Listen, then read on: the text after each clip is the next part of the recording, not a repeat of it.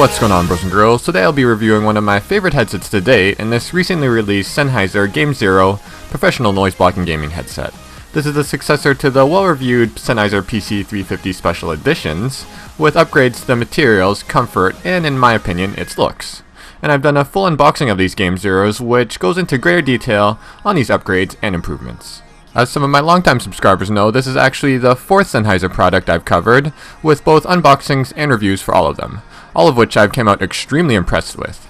The HD558s are actually my go-to pair when I want accurate sound for audio editing and a super wide soundstage for games. And if you want to see any of these vids, just click the annotations or the links in the description. And for the best pricing and availability worldwide, I've included some links for you down below. Like all my reviews, I'll start with any cons I've found and leave off on a good note with the pros. I only found one con, and it is a con that any other high-performing, high-impedance headphone has, and it is the need for an amplifier. While these still sound good without an amp, to get them to sound absolutely amazing and live up to their full potential, you will need to acquire an amp. Like the PC350s, they have an impedance of 150 ohms, which most stock sound cards do not have the power to fully drive. But like I said on my review of the 350s, you don't have to spend a redonkulous amount on an amp, and I'll link a good performing sub $30 FiO E6 amp that's also portable. And once you have an amp, you should be able to hear the difference immediately in these G4ME ZEROs as well as any other high-end headphones you own as well. So onto the pros, and since I've been very happy with these headphones, there'll be quite a lot. I'll start with what matters most in all audio products, and it is sound quality. These use the same drivers as the 350SCs, and this results in a similarly impressive sound. Both sound like a closed-back version of the HD558s, which is a good thing. These have a gaming-optimized sound using a fairly flat sound signature without any exaggerated bass, and this is good so you can hear all the footsteps and small sounds around you in the game without having those important positional cues drowned out by excessive bass. And speaking of positional audio, of all the closed-back headsets I've ever tried, these have definitely one of the widest sound stages. Soundstage is important to pinpoint your enemy's position and where they're firing at you, and with the G4ME ZEROs, once fired upon, I was quickly able to locate via sound where the shots were coming from. Though I'm not exactly the quickest at locating enemies since I'm pretty shitty at most FPSs, these for sure helped a lot. The advantage closed-back headphones have over open-air models is sound isolation, and with these Zeros they were able to block out ambient sounds so I can hear the finer, smaller sounds, including footsteps, a tad bit more than on my 558s, especially when it's noisy around me. And though meant for gaming, the soundstage and isolated sound are also good for movies and music, where the isolation will really immerse you in the movie scene, and the strong soundstage combined with the neutral sound signature provide an accurate musical balance with great instrument separation. This accurate musical balance also translates well to sound editing, because they reproduce exactly what is given from the source. The next pro is microphone performance, and I'll talk about this using the mic itself right now. It is about 1 inch away from the corner of my mouth, and as you can hear, for a gaming headset mic, it is probably one of the best. For those who don't know, Sennheiser actually makes mics for music artists, producers, and game developers. This mic expertise definitely shows here, and I find the mic on these Zeros keeps up very well with even dedicated voiceover mics like the Blue Snowball, which I'm using to record the rest of this review. The mic is also noise cancelling, and even though my computer is right beside me and has 10 fans running full speed, you can barely hear it, if at all. Speaking of sound cancellation, the third pro is the noise blocking properties of this headset. With the upgraded ear cup padding, these are marketed as Sennheiser's most quiet headset in terms of outside noise coming in, and I definitely believe them.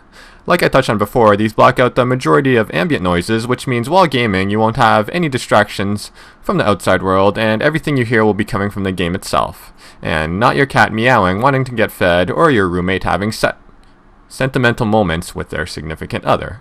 This is also good for LAN parties, where everyone around you is talking. Another pro is design and build quality. As some of you may know, white is one of my favorite colors, and I absolutely love having this very unique looking white headset in a world of plain black ones that most others have. These are definitely attention grabbing, and in a good way. I also like the rubber trim design on the outside of the cups, which does help with grip should you grab the headphones by that surface. Build quality wise, these are reinforced with metal in all the heavily stressed areas like the headband and hinges, so they definitely won't snap or shatter anytime soon. They also feature a thick braided cable and robust strain reliefs. A fifth pro is comfort. Like I said, the earpads are upgraded from the already comfortable PC350SCs, and I find that these are even softer and better fitting. Sennheiser tailored these pads to mimic their professional pilot headsets, which as you know, pilots during long flights wear the headsets even longer than gamers. The pads are now a thick leatherette and feature a triple layered memory foam, which I found are the most form-fitting, ear and head conforming memory foam pads I've ever used. Last part I want to touch on is the fact that these Zeros are packed with convenient and functional features. They have the noise cancelling mic that also has auto mute when you erect it away from your face. Also mounted on the headset itself is the volume control. I like this solution way better than other headphones that have it mounted on the cord, where it takes a tad bit longer to find, which could make the difference in games, where a split-second delay can mean everything. Speaking of the cord, the braided design is not only durable, but also tangle-free, and at the end, there's a Velcro cable management system, so the generous 3 meters of length is easily tied up when you don't need that length.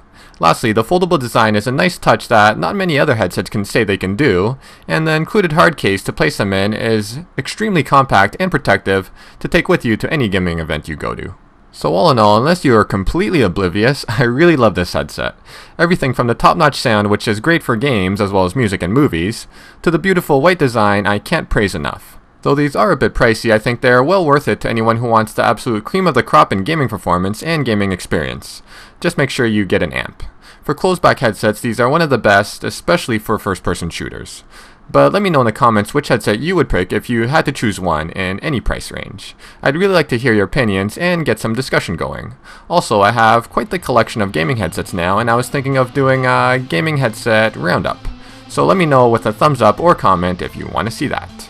So I hope you guys all enjoyed my full review of the Sennheiser G4ME Professional Noise Blocking Gaming Headset. If you did, please thumbs up if you liked it, thumbs down if you didn't, and let me know your thoughts in the comments. Subscribe to my channel if you haven't already, and follow me on Instagram and or Twitter. It would be much appreciated. Until next time, YouTube. Peace.